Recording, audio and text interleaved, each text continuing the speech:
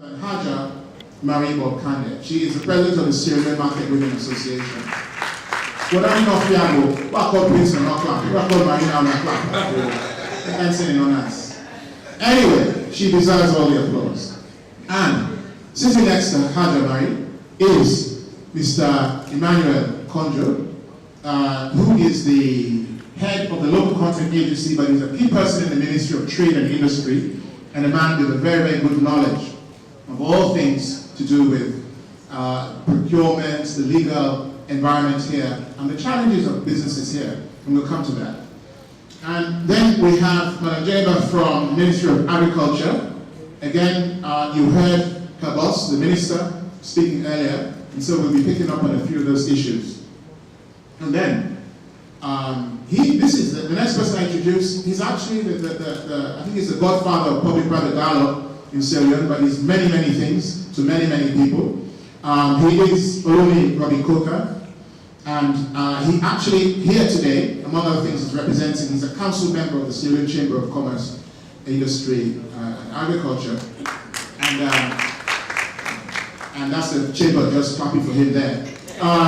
And basically, the chamber has been playing a leading role, as I said, in engaging the government of Sierra Leone. And I think, so I've covered the panel. So we want this to be very interactive. I'm going to start with a few questions to the panel, but then we will also want to hear and have input from the audience, albeit that we are stretched for time. And it's essentially, we want to explore this question. I'm going to start with Prince Nalo. As I said, you have established 2 successful businesses. You're a diaspora attorney. How important do you think it is to incorporate diaspora's views into the dialogue process, the public-private dialogue? How important is that to involve, make sure diaspora also have an input to that? Thank you, Chooks, for that kind introduction. I would like to say to our Japanese friends here, arigato. And I'm very pleased and happy to be here to share some of my experiences of doing businesses in Sierra Leone and also in Canada. I'm very happy to learn about what the different ministers today mentioned about the policies regarding agribusiness and also how diaspora will be engaged. It has not been easy for us in the diaspora. It has been a very difficult struggle. The enabling environment has not existed for many of us.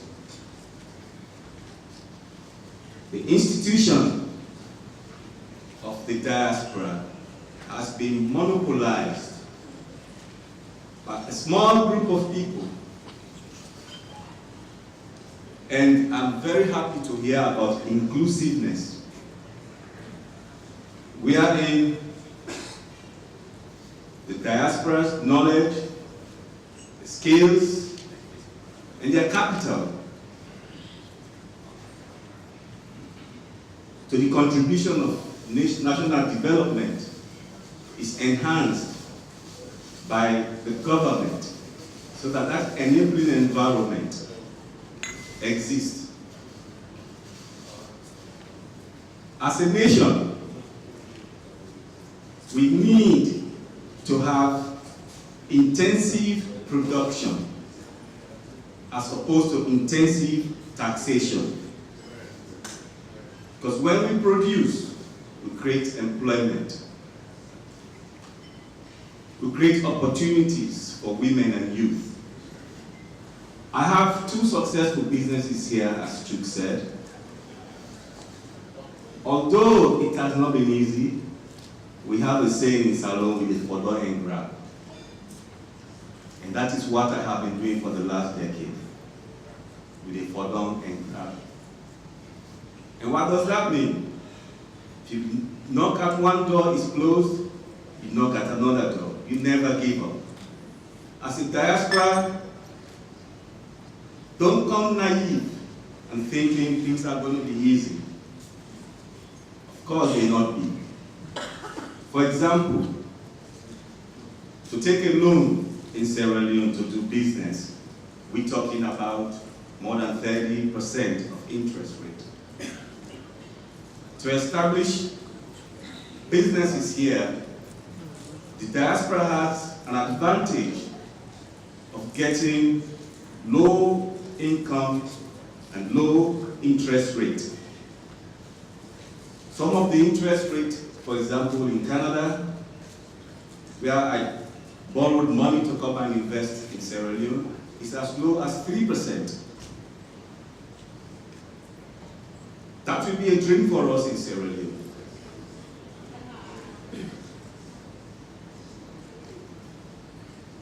There is also a big, major lack of the knowledge base in Sierra Leone. And I'm happy they are making a priority about quality education. So one of the other recipes that really helped me succeed was to train young men and women in skills to ensure that we have a large pool of people who can contribute to our development. I want to stop here for now because there are other people who want to talk. I'm sure we'll get into a Q&A and I may be able to communicate some more ideas. Thank you. Thank you, Chris. And indeed, we'll definitely come back on those issues, and I think that you highlight the importance. A lot of those challenges, of course, are the same challenges that people running businesses have faced. So that illustrates the importance of ensuring that diaspora's perspective feeds in. But let me come to Emmanuel from Ministry of Trade, local content. How does the government see the public-private, particularly engagement with the diaspora, ensuring the diaspora has a voice as we shape the private sector? What's the government's understanding, perspective, as you can share it from MTI local content? Thank you very much, Shoots. Good morning, ladies and gentlemen. It was evidently clear this morning by what the Minister of Trade said and what the Minister of Agriculture also spoke about. In fact, the Minister of Agriculture called the diaspora the 17th district. And the Minister of Trade talked about the critical importance that the diaspora plays in the socio-economic development of Sierra Leone. I don't want to belabor the points that we all know that we're challenged, capacity-wise and otherwise. So it is a deliberate effort of government and the Ministry of Trade to interface and engage with the private sector at all levels, and to ensure that we create that enabling environment to attract the private sector to come. There have been many overtures in the past, things that SLIPA has done in trying to attract diasporas to come. We have worked over the past 2 years in our financial regulations, finance acts, and putting specific things that will attract investors to come. Speaking mostly to the agribusiness sector, we'll further deep dive to set up what we call industry working groups that will be rolled out. We have the Silent Business Forum, even though what we had intended it to do has not been of that strong emphasis. But there is no doubt that the diaspora has an important role to play. And for us, we are taking an inward look within the Ministry of Trade and Industry. We realize that we have made mistakes in the past. What we have done has been focused mostly on foreign direct investments, leaving out things that would incentivize our diasporas or our small and medium people to come into the business space. So part of the harmonization of our tax regime is to see how we make deliberate policy directions to see how we can support the diasporas. But we cannot do that alone. As Prince mentioned, one of the challenges we've realized is the issue of naivety. We come with the mindset that we know everything, that we understand the terrain. Once we jump in, all will be well. And unfortunately, we have realized that it is not the situation. So the open door policy of the Ministry of Trade and the government continues to exist to see how we share information. Because one of the constraints in private sector investment in this country is information asymmetry. Not having the right information, not knowing where to go. So most people have been misled. They've gone down the wrong road. So it is critical that we address that issue. And in so doing, it is about consultation. It's about collaboration, it's about partnership. Let me round up quickly. In context of the local context, it seeks to give reference to side-union and side-union businesses. But what most of us focus on when we talk about local content is the employment side. And that's not where the business is. It's on the procurement side. It's on the in-dollar value contribution. It's about how we speak deliberate policies into joint ventures, into promoting local ownership and domestic participation. I stop so far. Thank you very much. I think you're illustrating the way in which government thinking is shifting. I think that's a key, again, a clear message, a signal for us to look at the question of the diaspora. Mr. Rokoka, I'll jump to you. You have a history, a long history in setting up public-private dialogue some years back, and now you're on the chamber, the council, the Sierra Leone Chamber of Commerce Council. So how does the chamber see supporting and engaging with the diaspora private sector, not just people here on the ground, but how do we engage the diaspora private sector so that they become part of this whole dialogue with government? Thank you very much, Chooks. Let me first of all thank all the organizers and in particular thank the Chamber for giving me the opportunity to represent the Chamber here. My comments I will preface by establishing the fact that I was in the diaspora and it was my... We have a lot of people who have a lot to say, but they don't have any real skin in the game. The good news is that there are a lot of people in the room today and beyond who do have real skin in the game and have something to champion and something to fight for. But there's a lot of other people out there who are noisemakers and really not adding much to the discussion. What does skin in the game mean? That they actually have a real stake in the development agenda, that they put their money, their time, their resources at the disposal of the economic development, the national economic development agenda, and not just sit at the sidelines as cheerleaders and vocal contributors. And it's not just about money, as somebody has mentioned, it's about know-how, it's about skills transfer, it's about many different things that, as members of the diaspora, you can leverage. One of the things that I'm a little bit passionate about, and I'm looking to see how we could structure, let me take time out to recognize Chooks and Amadou, who have been very instrumental here, because they've been fighting the diaspora bricks for it. So, for example, in the US, where you will have 401, what do they call them? They have these charitable organizations, I can't remember the name, for which when you make a contribution, you can get a tax break. You can utilize structures like that, or at least we should explore utilizing structures like that to be able to access the kind of funding support that is required for a country like Sierra Leone. Keep in mind that we're talking primarily here today agribusiness. And what we have understood is that when it comes to agribusiness financing in particular, banks and traditional financing institutions are extremely risk averse. Whenever you talk to them, they'll tell you, and I don't want to call names, but there's an institution in the room that I know very well, they will tell you, we're not interested in primary agriculture, we will take it from the processing up. But somebody still has to take that primary production risk. And one of the opportunities that diasporans have is to leverage some of the what they have out there, whether it's leveraging their balance sheets with respect to properties, whether, as I was told this morning, talking to somebody, he said, look, nobody's going to take a letter of credit based on a Sierra Leone bank. It has to be a letter of credit on a prime UK or European or US bank.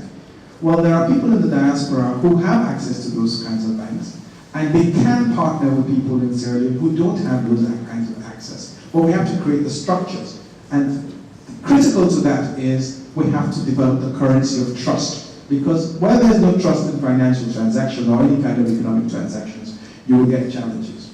But the governance structure is probably one of the best opportunities that the diaspora have.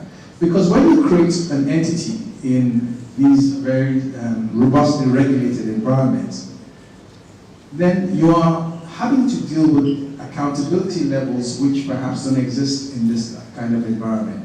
So by creating that structure over there where you're subject to the kind of governance standards that help to create comfort and confidence by other investors, you have a better opportunity of raising money and accessing other resources that could be brought to the table.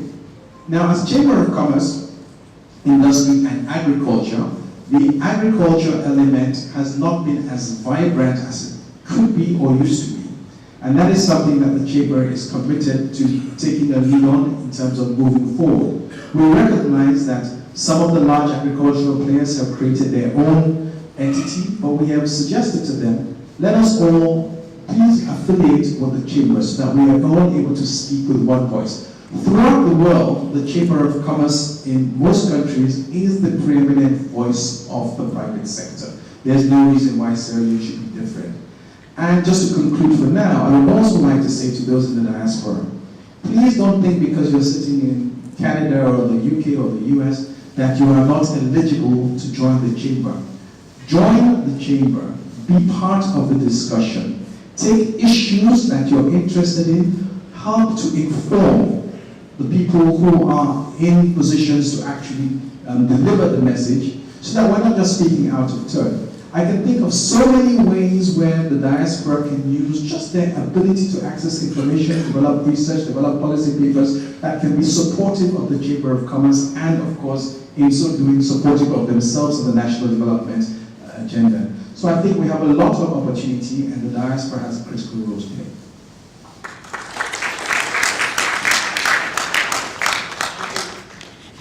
Thank you very much, and I think that's also very encouraging, given the stature of the Chamber of Commerce to actually make this kind of commitment to be more facilitative of the diaspora. And I think these are specific steps that we should build upon. Let me come to you, Hajanari. And when we talk about the diaspora, we talk about private sector, we heard the Minister of Planning and Economic Development earlier talk about the importance of being inclusive. And if there's a general criticism sometimes, is that we focus on very few formal businesses and don't really look at the informal sector where a vast amount of the wealth is created, jobs are created and so on.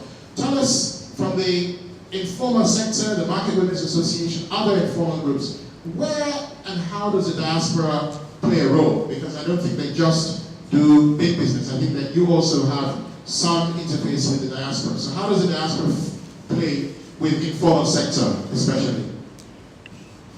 Thank you very much, Chooks, for giving me the opportunity to be part of this discussion. And I also want to join other colleagues to welcome the people from Japan. We have the informal sector here. Thank you again. I think the problem lies with an issue of governance. And the informal sector is contributing a large pool of money to the economic growth of this country, but it's like there are so many challenges that we are facing because even the issue of inclusiveness is a one-off challenge for us between the formal and the informal sector. Even while I'm sitting here, I don't think there's anybody here apart from me who is representing the informal sector here. And that is creating a lot of challenges. And most of these diaspora people, where they are coming to Sierra Leone, the first point of fall is in the informal sector. And there is no tie, there is no policy that can either promote them or even secure the informal sector as well as the diaspora who are coming. You just come in, if you go along the Guard Street, you go Kisiro, you are seeing a lot of people coming coming from different kind of items from the diaspora. They are going to do their businesses. They have some kind of a linkage between the informal sector here and them. But at the end of the day, sometimes challenges are in. And even within the issue of accessing loan from the bank, it's a wild challenge because as long as you cannot produce a land title, you cannot access money from the bank. And even if you want to access it, you have a land title, the issue of the interest rate and the grace period is another challenge. You cannot do a long-term investment accessing money from the bank because they are also giving people's money. So I think that if you really want to support or promote a public-private partnership, it has to be a governance issue in Sierra Leone. It has to be institutionalized to make sure whoever is coming to Sierra Leone has to go through those structures. So that can protect us as in the informal sector or formal sector and also the diaspora people. We have so many policies here in Sierra Leone. When we worked, when we worked in 2005 to 2007, we are able to go on the level of the World Bank about 43 out of the 187 countries in terms of doing business in Sierra Leone. But because the issue is not institutionalized, it's not a governance issue. People tend to use it like a political issue. When somebody comes, we have 2025, we have this agenda for prosperity, we have Sierra Leone Business Conference, we have everything fragmented until it is put together and review policy that can help us to benefit as an informal sector at the same time the diaspora people and also the formal sector here.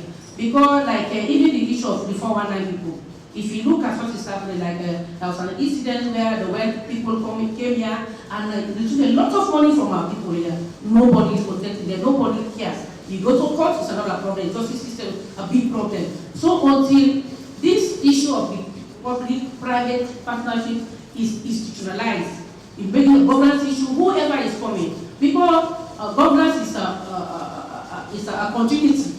It's like a proposal. You write a proposal, you do your activity, you will stop, you take it from there. So until it is considered as a governance issue, whatever government is coming in Sierra Leone, it has to take it from where the other government stops and we move on. But otherwise, every day we figure, that after the election of 2007, there was also big business conference in British Council. We have people make a lot of contribution to move the private sector forward. But it's not working because it is not a governance issue.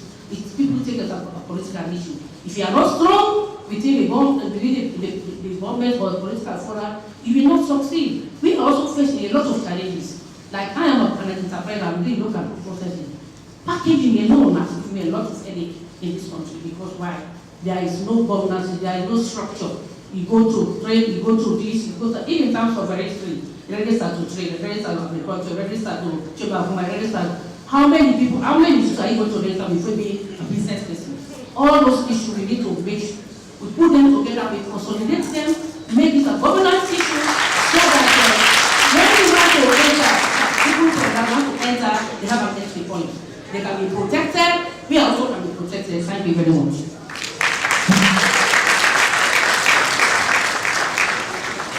This is why, even if we only have one informal sector person, it has to be married, but we should have more. And I think you have highlighted a number of important points that I want us to think about. It's interesting how, as Marie said, the diaspora are like a link between the formal and the informal. And we tend to overlook. We have worked, I remember years back, we worked with Swazi. You have Swazi in Peckham, you have Swazi here. So it's a global thing, and we need to do more to bring that bridge. And I think it's interesting that the diaspora actually could be the link between formal and informal in many ways. But I think Mary's also raised a lot of other important points about the governance structure. Let us try to avoid the politicization. We are just going to draw one or two useful, hopefully, recommendations or ideas from this discussion, and I hope you're already getting a sense of those. Oluni, you signaled that you wanted to come back, but I wanted to bring in Deborah from Agriculture, and then I'll come back to you. Now, obviously this is an agribusiness forum, and the minister gave us 4 priorities. And we want to think about how the diaspora can interface with your ministry in terms of even getting more information about the strategy, the thinking, and so on? How do we begin to build that relationship with the Ministry of Agriculture and your priorities that you're working on? Thank you very much, Mr. Moderator. As you know, already I'm representing the Ministry of Agriculture here. Unfortunately, I was at another program this morning while the minister was here delivering the speech. But notwithstanding, I know there are priorities we are working at, and the key priority is self-food sufficiency, that we should produce rice, and in the production of rice, we have other commodities that we need to diversify, investment, private sector investment. And in attracting private sector investment, there are certain things or certain policies that must be in implementation. So as a ministry, the first priority is a coherent policy that will trim agribusiness. And the ministry has a technical advisory and resource mobilization team that has worked on the transformational agriculture for Sierra Leone, wherein through you can interface in getting information about the private-public partnership in terms of agri-investment. And as we are sitting here, we all know the challenges. These challenges we facing for agribusiness to improve. We know our strength also. These challenges, as we see them, create the opportunity for us to thrive. We know access to finance is a problem for us. We also know that the market infrastructures to thrive agribusiness is inadequate, not sufficient, road network linkages, the market structures, our capability is limited, and we also know that 70% of the people that are involved in cultivation are rural poor, that cannot have the money to drive or prove or propel growth in agribusiness. So it is of essence for the private sector, our Sierra Leoneans in the diaspora, at least to come in and help to cushion this problem, because now we are looking at government. But from my understanding and from my background as a in terms of business administration, government is not a business entity. Government is to create the enabling environment for business to thrive. So it is of essence for our private sectors, because what I notice, we have limited private people invest in agriculture because of the risk involved in agriculture.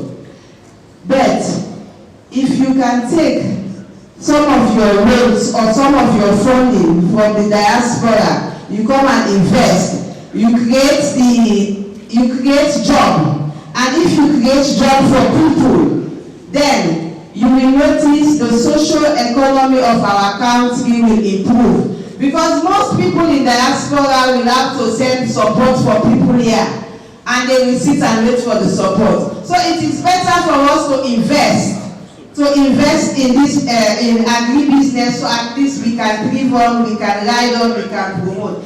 And the ministry is looking for investors, and we also welcome the Japanese for bringing in diaspora or investors into our country to invest in agribusiness, because I know the Japanese agriculture. I know how they create the linkages, better coordination, market linkages that is propelling growth. I thank you, Mr. Moderator. Thank you. Well, no, I love the passion. I think we appreciate the passion with which you speak, and that's what we need. Now, I already had a response, I think, to something Haja Marie said, and I can see a hand going up. But what we want to do, we have limited time. But what we want to focus on is how, for example, what Marie was saying.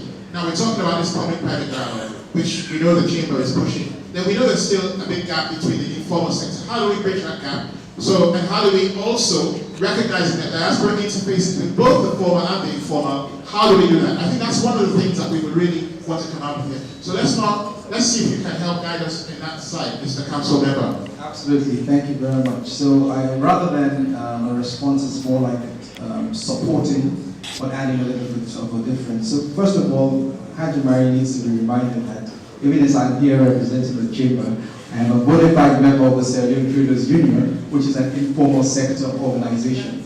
And there is a deliberate reason for doing so. I've always been able to say to the business community that actually, most, especially those in the retail, that the informal sector is your primary distribution channel. Therefore, it is in your interest to pay very specific attention to the needs of the informal sector, because that's how you're going to get your goods to market. Whether you're diaspora, whether you're FDI, whether you're a local business, your primary retail distribution outlet is going to be the informal sector. Now, again, as chamber, we like to believe that if all voices coalesce under one umbrella, we will get our messaging across more clearly. So the chamber does not include informal sector players at all. In fact, if I remember rightly, the Petty and Indigenous Traders Union is also an affiliate member of the chamber. We will continue to encourage that kind of participation and collaboration between formal sector players and informal sector players. Going to the specifics, Mary talked about a conference in 2007 at the British Council. I remember it only too well. And there was a problem that was posed then, which perhaps is a problem that the diaspora should look at today. The problem has to do with the movement of goods from Guinea to Sierra Leone and what the infamous Chachaman, correct, Mary? In short, when our traders bring goods from Guinea in a container, the container is processed with one receipt for import duties.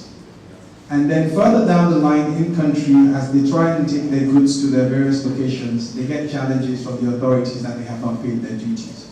The suggestion that has come from the informal sector several times is to have a warehouse at the Balamuya border post and the border and other border areas where they can bring their goods, essentially a bonded warehouse. They can get their goods processed individually and they will remove challenges. A key question around that is who will construct the warehouse, who will manage the warehouse? Typically people look to government, but this is a brilliant diaspora opportunity. You can get the balance sheets together, you can put the structure in place, you can put the management systems in place, and that will be a good link between private and formal and informal sector and the diaspora. I'll leave it there for now. So, okay, I see hands lit up, and I want this to be interactive, and I'm very, very happy that the Minister of Political and Public Affairs is here as well, because at the end of the day, we don't want to, this is not a talk show. We're looking here, we're going to make real commitments and real solutions. So, we're going to take a couple of comments from the audience, and then, let me take it from the audience first, and then we'll come back. Please, comments very short, to the point, your name, not another keynote address, please. So, I see a hand here, I see a hand there, and I'll take these 3 or 4 hands. Mr. MC, can you give to Dr. Bassoon? Company. I have been in business for quite a long time, 40 years, and I'm in the private sector. I've invested my money in the private sector. And I've also been in a lot of meetings like this, where we were asked what are our constraints and what are the things that our stumbling blocks are. And we keep on repeating them, and I see them being repeated here today. It's as if nothing gets done to resolve it. So I have a question.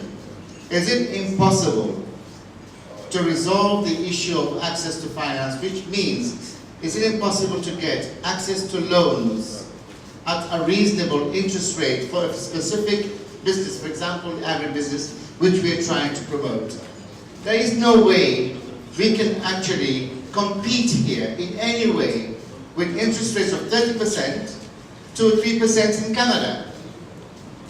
So why is it impossible to make access to finance possible at a rate of interest that can make that institution work.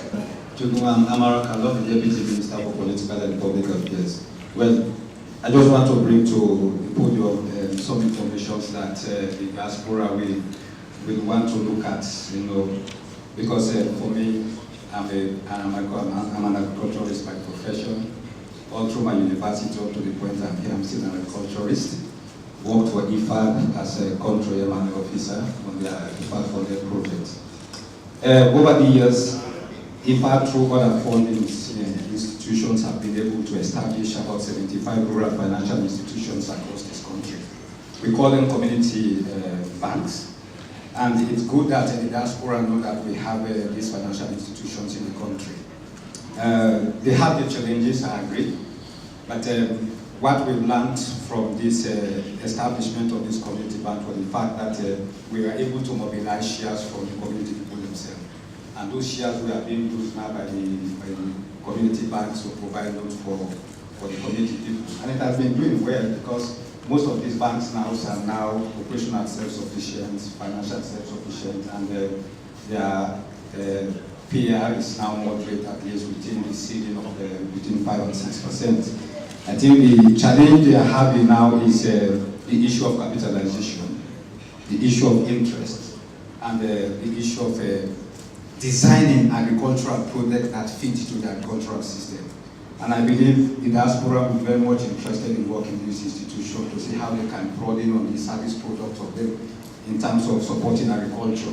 Because when you do a study, a beneficiary impact assessment before I left the institution, we found out that most of the funding goes to more marketing and so we need to take that. Also, we have about 395 agricultural business centers in the country, and most of them now have been transformed into cooperatives.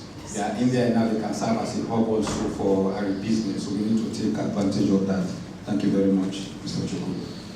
One question I would have that is more for the consortium of the ministries. I was happy to hear earlier the Minister of Agriculture saying that they were working closely with the Ministry of Trade and the Ministry of Economic Development to enable business in Sierra Leone and also protect the local content. There is all that aspects about barriers to import. At the moment, Sierra Leone imports a lot of rice, a lot of onions and different kind of products, while the local production could be, if well managed and well developed, could be sufficient to self-sufficiency. So I'm asking actually Ministry of the representative of Ministry of Trade and the Ministry of Agriculture, what is the roadmap on this in terms of limiting the import in order to promote the local content? Kefala Kuruma, I'm the private-public partnership point person in USAID. I have been working with the private sector for quite some time now. I have been following up the discussion. What is lacking among the private sector, from my findings, is that as the private sector, you cannot work in silos.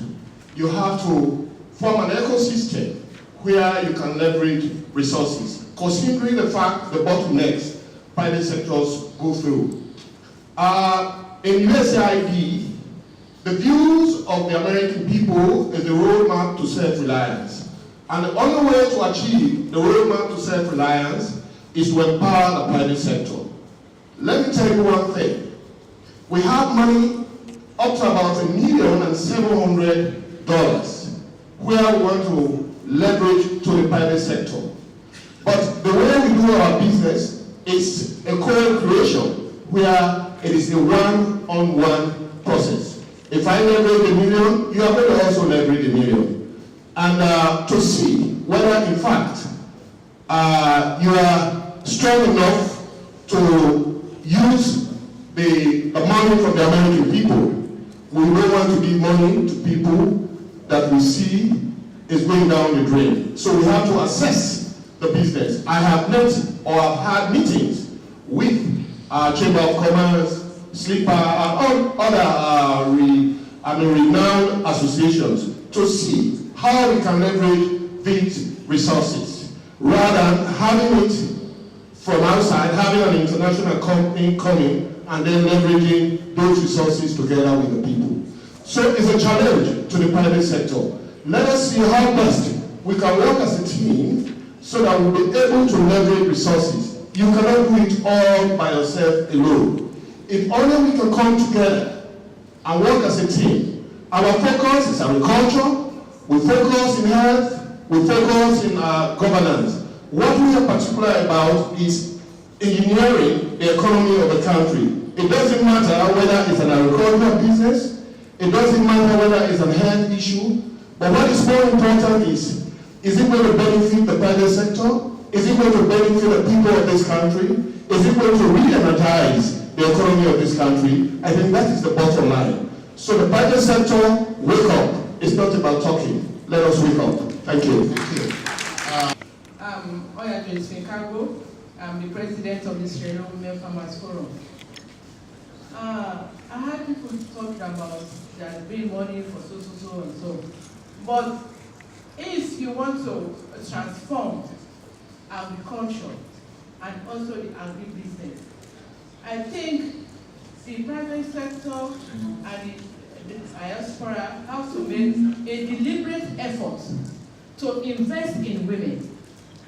When you invest in women, you reduce the rural poverty, and also, especially in food security, and you create jobs for youth. So, and moreover, women have been marginalized for so long. Even when you go to the bank, there are times they ask you, have you got a house plan, or have you got a land plan? And you see, all those things discourage women.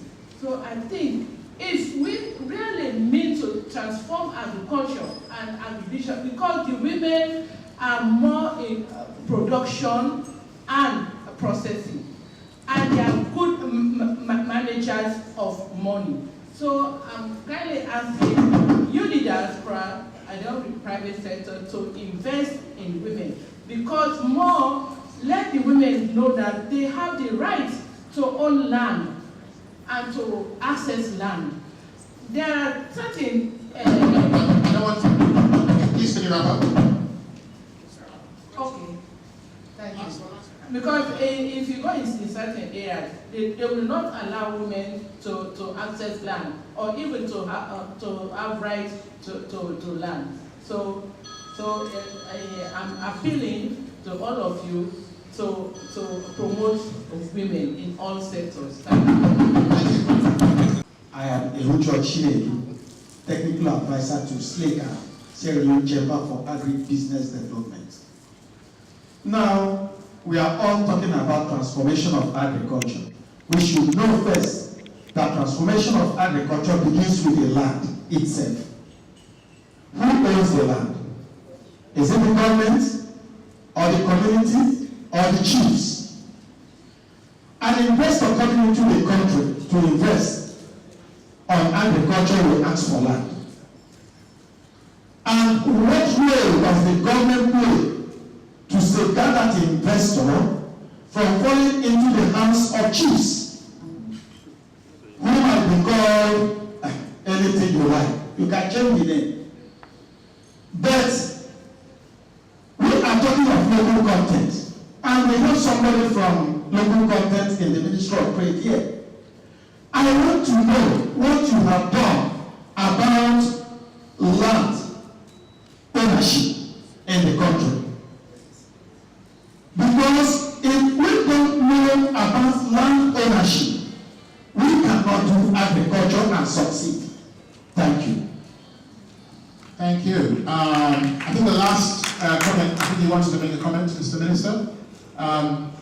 I want you, sir, if I may, we don't want to, people are raising, as Dr. Basu said, people are raising a lot of issues. They're all legitimate issues. We know that we're not going to solve these problems overnight. Issues around land, issues around access to finance. There's a panel that will deal with access to finance, so we're not going to deal with it here. What we are trying to do here is create the structures wherein, to solve these problems, we have structures for dialogue, because there are no simple answers. If it was simple, we would have done it. So, government, we have a new government, new direction. We want to look at how we have constructive dialogue, ongoing, not a one-off, ongoing. The private sector.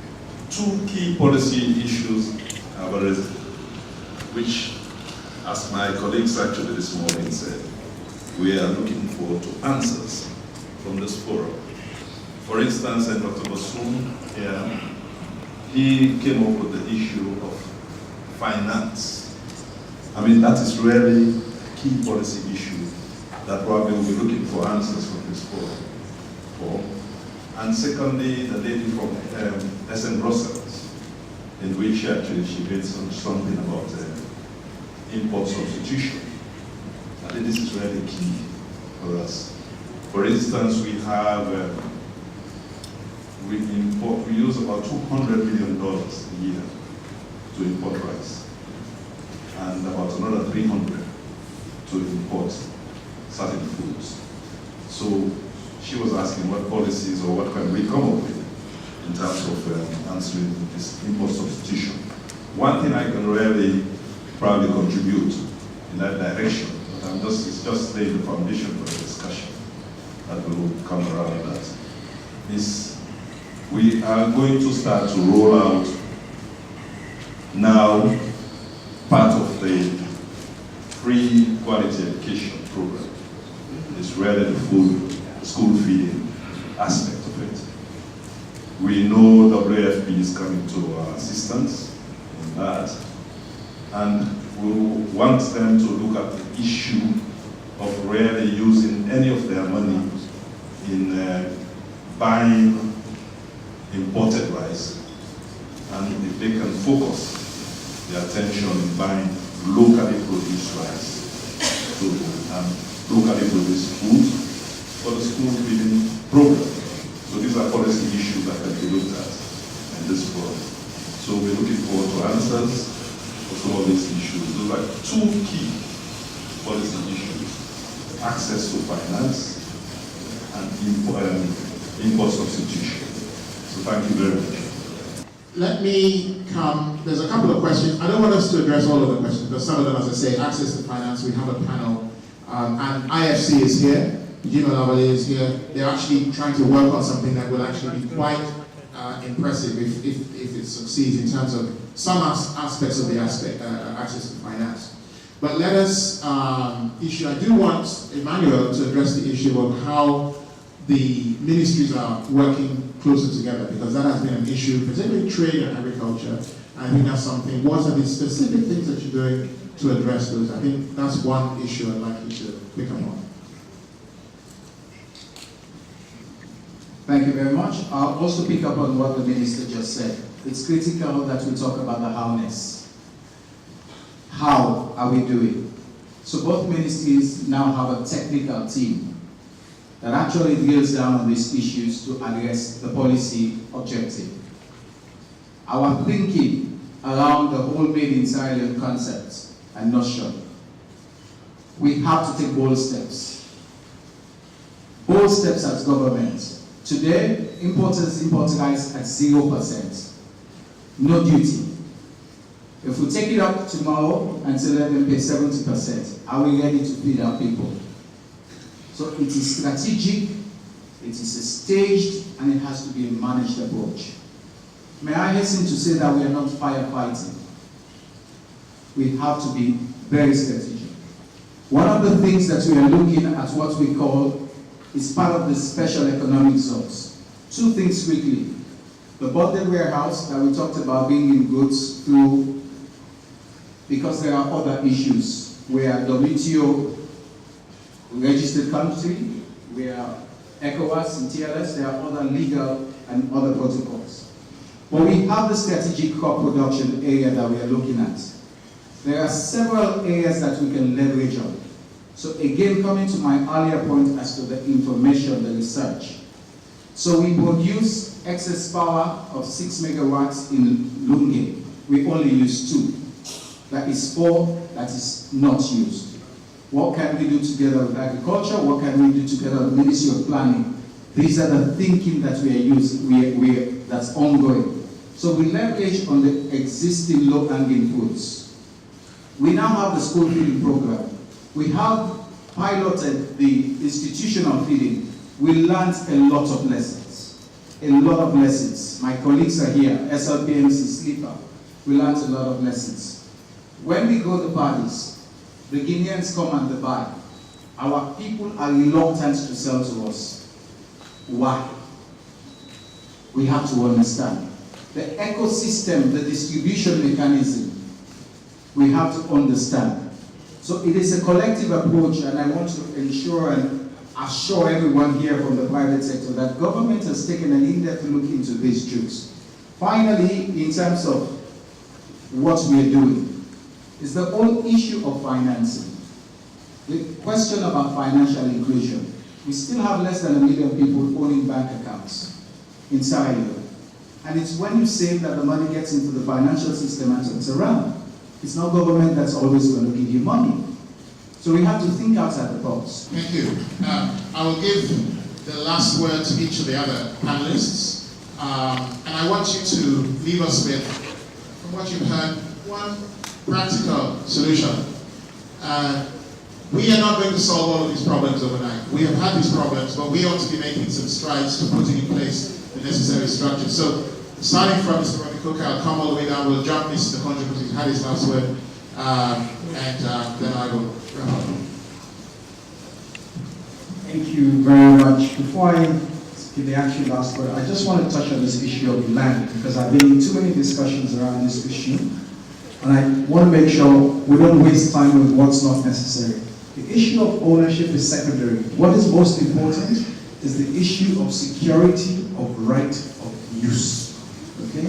That's the key. If we waste time on ownership, we'll be wasting time. Security of right of use. Now, how do you ensure that when you sell your company, which has a land lease, that the transfer is automatic without it having special permissions from the chief, etc., etc.? That's the critical issue, Mr. Ministers. Security of right of use. But let me go to the chamber. My CEO is here, and he'll wrap me if I say the wrong things. The chamber is committed to public-private dialogue. I did not join the chamber because I saw a roaring success today. I saw a roaring success in the making, and I wanted to be part of that change. And I want to invite more people to come on board to make the chamber the institution that you want it and need it to be in terms of the voice of the private sector. The chamber will have its AGM on November 22nd, and it's a great opportunity for people to come on board and witness how the chamber is trying to move itself. May I hasten to suggest that under consideration by the council will be for people who pay their 2019 fees now to have access to the AGM. So again, I'm encouraging you, come and be part of the chamber, come and be part of the process of change. I am one of the architects of local content, and unfortunately, I think Estelle has just walked out, but the issue of import substitution, my good friend at the other end of the table, this is an issue that we've always debated. The only time I want to borrow from the leaf of some gentleman called Trump in the US is that there are times when you have to just focus on your needs and not all these various protocols that mean nothing to you. We need to do some amount of import substitution in this country, and that means we have to look at what kinds of barriers we put in place as required. Not unnecessary barriers, but practical barriers. It defies logic that we still allow water to be imported into this country. Now, there are ways to deal with it. They taught us. It's called standards. Look at the quality standards. Look at Sierra Leone water and its key chemical characteristics and establish that as a standard. But I can't understand why we allow water to be imported into this country. It makes no sense. Small volumes, but that's a reality. So moving forward, the Chamber is going to be setting up a number of working groups, because key to PPD is consistent dialogue between government and the private sector for joint decision making, for reaching joint goals and objectives. We propose to have a working group on local content, because if anybody should be the beneficiary of local content, it is Sierra Leonean-owned businesses. Whether the diaspora owned, whether they're residents, Sierra Leonean-owned businesses should be the true beneficiaries of local content policy, not foreign businesses who come and register in Sierra Leone. We're not excluding them, but priority must be given to the businesses that have been living and breathing here for the last 20, 30 years or even 5 years. Access to finance, of course, will be a discussion. It has come to our attention as a chamber that a number of our members, first of all the banks belong to the chamber. Can you speed up? All the banks belong to the chamber, and a number of these banks have directors who are part of the chamber. So there is an opportunity for influence. And of course, the issue of export processing. Another big challenge for people who are investing in agribusiness. We believe at the chamber we have a role to play. Thank you. Thank you. Thank you. Moderator, and you have asked me to be very brief, and the point I can mention about is this import substitution. As you rightly mentioned about rice. Rice is our staple food, and we as a ministry, we have looked at it, and we are saying for this first 5 years, based on the plan, we will try to reduce the importation of rice. Maybe we'll start with 10% up to 20%. And the roadmap we are looking at now is mechanization and commercialization. Now the ministry has a master plan for irrigation for Tomabom and Wombe, that's the rice belt. And we are also looking at a private sector-led mechanization. The machines, the ministry will have the tractors and combine harvesters, sprayers, will be in a ring wherein it will be a private sector-led, wherein this farmers group can rent these machines to work in the farm. These are the strategies first we are put in place, and we are also encouraging private sector-led to set up processing facilities. This school feeding program is also here, and we need to supply rice and other stuff of material that can be processed as snacks to support the school feeding program.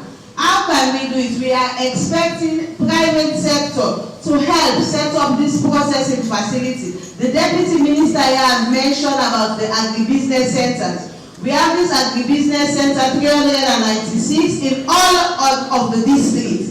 These agribusiness centers can hold some processing facilities that we can use to process diversified food, crops, and snacks in order to support school feeding program and to improve agribusiness. Thank you, Mr. Moderator. Thank you very much, Agamari. Again, I ask you to be very short, very brief. Just leave us takeaways. Don't open it up, close it down. Thank you. Okay. I just want to comment on my brother here talking about the 3%. I don't know, quickly. The 3% interest rate. And I think Sierra Leone can do that. Once there is a win, there is a win. The central bank has to do something to make sure we are being getting 5% on our UTB, because the money fall on wrong people's hands. That is why we are so weak. The other issue of local content. I heard the Minister of Trade talk about encouraging the supermarket to display the local food. But I said he has to do more things because there are procedures. And it's like there's a disconnect between the Senate Bureau and the Minister of Trade. So they need to work together to make sure to prioritize local people. They are individual really local people to make sure they go through the process to test their product before it goes to supermarket, because it's very costly. The other issue, the Apex banks, is not giving money for do a big farming, like night farming. They are giving money to small farmers, 1,200,000 it can be corrected. So that cannot help you to do any mechanized farming. The other issue is the issue of USAID. USAID, they used to have very good program, but it is not sustainable. I could remember in Koro, they have a program to packaging rice But it's like they have their priorities. The moment the priorities fade out, they say, we are not doing this year, we are going to hell, we are going to this.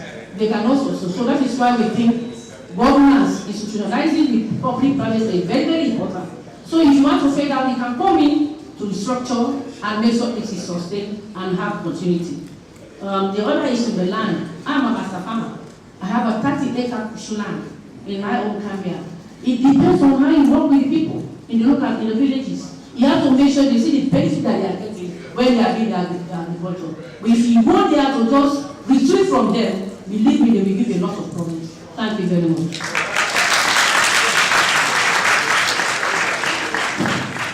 Again, I ask you, short, sharp, sweet. I'm always. I want to emphasize the issue of import substitution. Nalo Foods, we supply fruits and vegetables to this hotel, several supermarkets in Freetown. We have challenged and defeated imported fruits and vegetables to this country. Thank you. But however, there are still challenges. Because we are so vibrant to our production, we are getting bottlenecks. So we want the local content people to really monitor that our quality is better because we grow organically. But this last message I want to send is to my diaspora colleagues and to the government. We need to look at what exists and rebuild a permanent space for the diaspora. What I mean by that, an inclusive environment. So when we come, we actually register.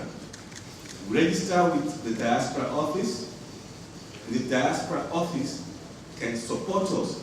For over a decade I've been operating here, I've never been supported by the diaspora office.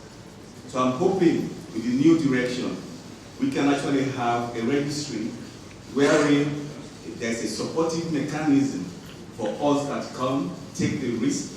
Because we have a lot of advantages, like for example, Nalo Foods, we take knowledge, people come from overseas, we have experimental sites to ensure that it's not only for us, that whatever we produce, we can go further than our nucleus farm. So support us in our endeavor and we will support job creation. In all communities we operate, 50% employment for youth, 50% for women. Thank you. Thank you very much. I would like to just say, this has been the start of the discussion. These issues are complex, and that's why we need this ongoing dialogue. But I think some key messages have come out. I hope that those of you who are coming here, you've heard quite a lot of information, and I think that one of the challenges that we should take on is where do we capture some of the information? We've heard about structures within the Ministry of Agriculture, we've heard about other initiatives. There isn't really one place where you can go get this information, and I think that's an opportunity to do.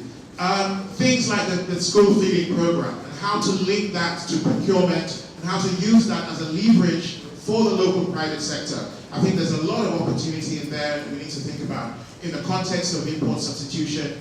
I suppose we've been recommended that we should be like Donald Trump, but hey, everybody to their own. And building and improving, I see ODA here as well. Let us think about how we revitalize the structures for engaging the interface between the Office of Diaspora Affairs and the diaspora themselves. And on that note, I want to thank and I would like you to help me thank our very, very wonderful panel. They could have said more, but I had to stop them. But thank you very much to all of the panel. Would you please give them a round of applause?